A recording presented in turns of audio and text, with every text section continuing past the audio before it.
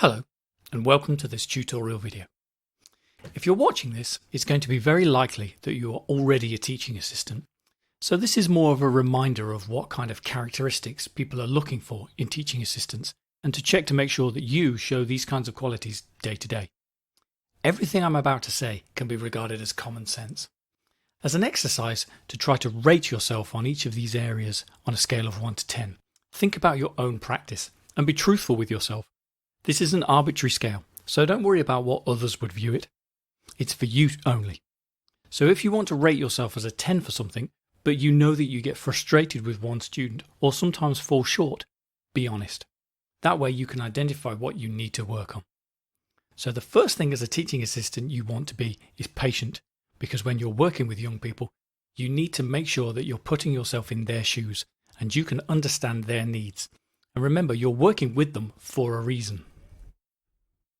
It's very unlikely the majority of your work will be with students who don't need extra support. What you should be doing as a teaching assistant is working with people who, for one reason or another, do need that extra care and support. So you will need to be patient and it will be tested. Give yourself a score. You must have patience or you wouldn't have come this far. Another thing that you're going to need to be able to do is to be very adaptable, because you're going to need to be able to shift between different foci, tasks and students very quickly. You need to keep yourself on your toes. So just ask yourself on a scale of 1 to 10, where do you think you currently are in regards to your adaptability? How quickly can you switch from one thing to another? Because it's a skill you're going to need time and time again. You're also going to need to be very supportive. Being supportive and having understanding cross over. You need to be patient with the students and make sure you don't go over the boundaries by doing their work for them. You need to support them to learn how to do things rather than just ensuring the items are completed. These are two very different things.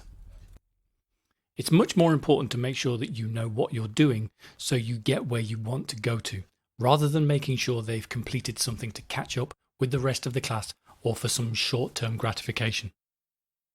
You're going to have to be great at bargaining, because a lot of the students that you're working with, for one reason or another, are going to be reluctant to do some of the elements of work.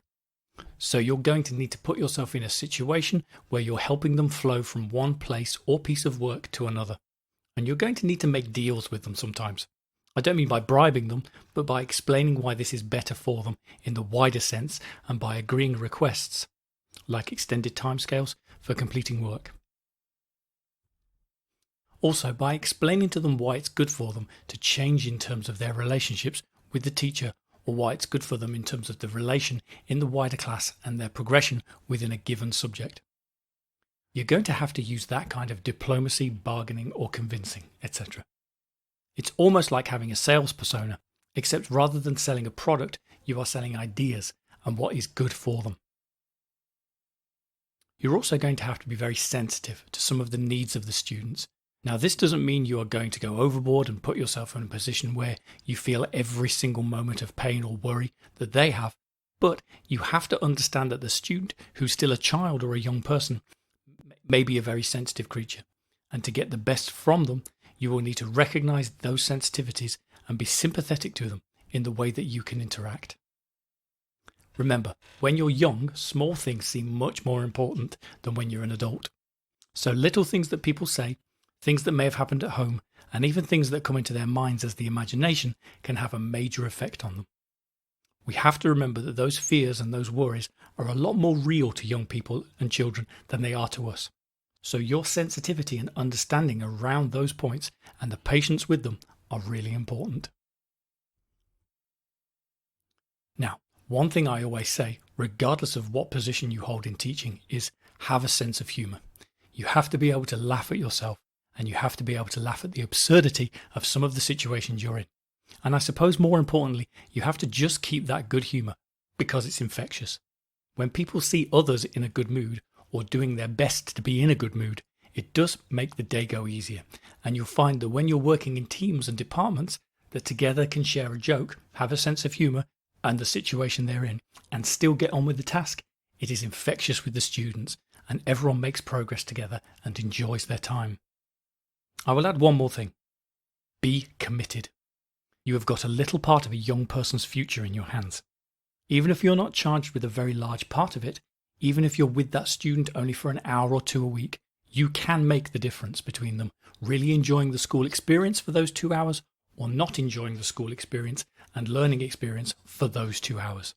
So just think about yourself again on a scale of 1 to 10 and how determined and how dedicated are you to make the difference in that time. And again, whatever numbers you've come up with, remember that they are arbitrary and just to get you to focus on what's important in being a teaching assistant and working with young people.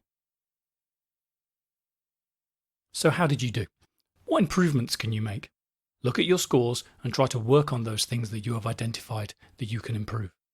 See you in the next video.